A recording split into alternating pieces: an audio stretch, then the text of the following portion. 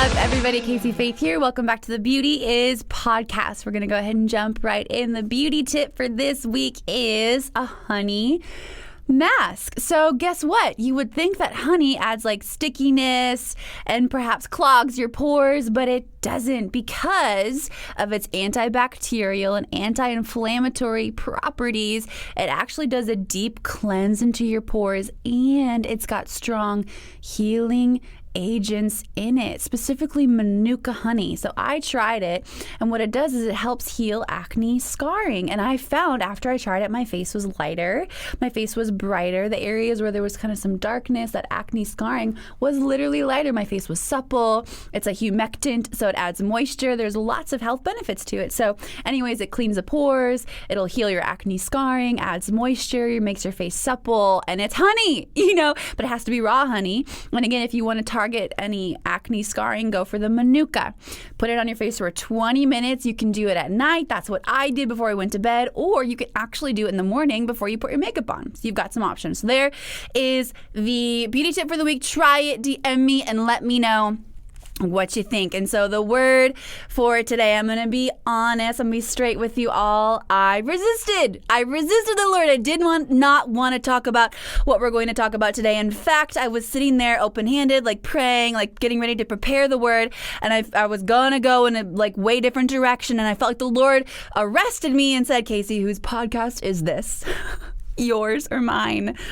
Oh, and I sat there lingering in the presence of God going, absolutely, God, I want to build your kingdom. I want nothing to do with building my own kingdom. So anyways, here we are. We're going to talk about the thesis for today is we're going straight for it. We're cutting to the chase. It's beauty provokes desire. The scripture is Psalm 45, verses 11 through 15 is the full passage. We're going to start by reading just verse 11, camp out there for a little bit. So verse 11 in the NLT, for your royal husband delights in your beauty. Honor him, for he is your Lord. The New King James Version, verse 11, to get some more perspective we had. So the king will greatly desire your beauty. So that word beauty in the Greek is defined as beauty. That's the first word I've seen in the Greek that only has one word definition. That's the same word in the English. So beauty for beauty. So that's it. We got the word means beauty in the Greek. But the word for desire or delights in, your royal husband delights in your beauty. That word delight or desire is the Greek word avah. Avah. And that's what we're going to teach on today. That is the crux of the thesis, the crux of the podcast for today. And I'm going to read the full definition just so you and I are both on the exact same page. It means to desire, incline, covet, wait longingly, wish, sigh, want, be greedy, or prefer. The first subdefinition, to desire or crave, as in food or drink. The second subdefinition, to desire, long for, or lust after. Y'all, the king was lusting after her beauty. The king wanted her. The king wanted her beauty. Let's open up this word avah a little bit. I want us to fully understand what we're working with avah. So go on a journey with me for a moment. You had a long, hard work week, Monday through Friday. You laid it all on the line. You get to Saturday and you're like, I need to kick off some stress. And that involves going to the gym. But you don't like to work out on a full stomach, like I don't. So you wake up, you drink some lemon water, you hit the gym and you work out hard, okay? You run 5 miles. And then you're like, I don't want to just do cardio. So you're like, I'm gonna do some weights. And then heck, you've got your suit with you. The lanes are open. So you go and you swim some laps. You're like, Kacee, I would never do that. Well, I mean, I did it last night. Like, this is not that far-fetched. Okay, so go. You have this incredible workout. Like, you kick the stress, right? And you're driving home and you're hungry. You're ready to eat. You're thinking about, am I going to do a smoothie? Am I maybe going to, one of my favorites is eggs over easy with avocado, some lightly toasted sourdough bread. Like, you're like, I'm so excited to eat. But the second you get home, for some reason, the company calls you. And the success of the company rises and falls on you coming in on a Saturday. What? You don't have a second to spare. You dart out of the house. You couldn't even grab a granola bar. It was like locking eyes with you as you fled. But you saved the day. You went into work and you saved the day. The company is like successful. So you get to, it's like a full afternoon of work in order for you to save the day though. So you get to the end of the day. It's 8 o'clock at night. You were hungry at noon. You were starving at noon. 8 o'clock at night. You are ready to eat. You're like, I'm not even gonna cook. I'm going to Chipotle. And you deserve that burrito. Are you with me? People, that is avah. That is avah. It's like this hunger, this appetite of like, I am hungry. I desire. I long for. It's like, I want that.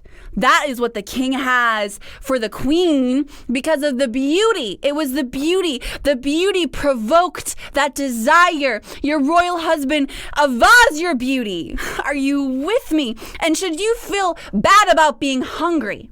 Going back to that example, should you feel bad about, man, I want a burrito? No. Because it's natural. You worked all day. You deserve to eat. It's a natural thing. Hunger is a natural thing. In this case, desiring that beauty is a natural thing. And that is the message that the Lord wants you to capture today. Avah, within the right context, is natural and it's good. Essentially, he was lusting after his bride.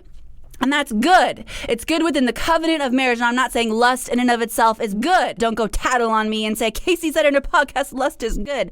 No, there are instances when lust is bad. And it's when the deed is done in the dark. John 3, Christ came into the world as a light, but they loved the darkness. They loved their darkness more than the light because they loved their evil deeds. Lust, when it's not good and it's not within the covenant of marriage, it's done in the dark. You want to hide it. Guys, I've been doing so much research on the history of magazines. Perhaps Beauty is Phase 2 might be a magazine. I'm kind of researching that and planning that out. But I watched a documentary on the full history of all the magazines. So in the 1960s, at the end of that era, Playboy. 1 in 4 men was the stat that they presented. 1 in 4 men were looking at Playboy magazines, and the documentary presented it such that the men were sneaking around trying to figure out a way to buy the magazine. Why? Because it was a dark thing. It was like they didn't want anybody to know. Dark things are done in the dark. Sin is done in the dark. And when you're doing these things in the dark, yes, it's not good.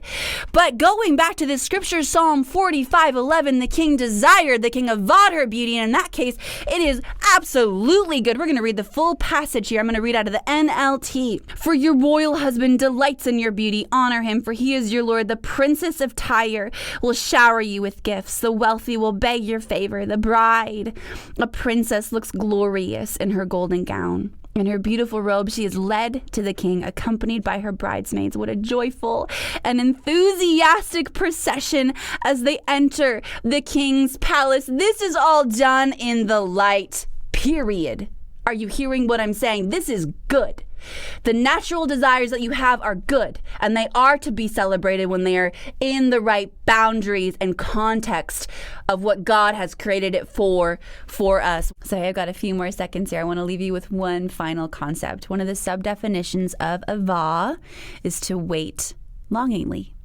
Wait longingly. Let's go back to our example from earlier to really paint the fullness of this picture today. So you're in the car, you're driving home, you worked out that morning, and you worked all day. You are so hungry. You're in the car and you're 15 minutes away from Chipotle. You're about to have probably one of the best burritos of your life because you're just that hungry, right? On that drive, you put your hand down on the side, you're like resting, and you manage to find, oh my gosh, I've got my McDonald's burger here from a month ago. You went to Mickey D's, you ate half of it, and you forgot to throw it away. You have the option of eating that disgusting, cheap, old burger, half-eaten, or wait 15 more minutes to get to Chipotle. I think you hear what I'm trying to say today. Wait. It is worth the wait. It is worth the wait to enjoy avah in the light, in the right context. It's a gift from God, and it's so much better when it's done in the light with the Lord in the right way. So that's what I have for you today. Like I said, we went straight for it, straight to the center of it. And I hope that it encouraged you. It's the word of God, so it's got to be encouraging, right? If you got anything out of this today, share it with friends. Love y'all. Until next time.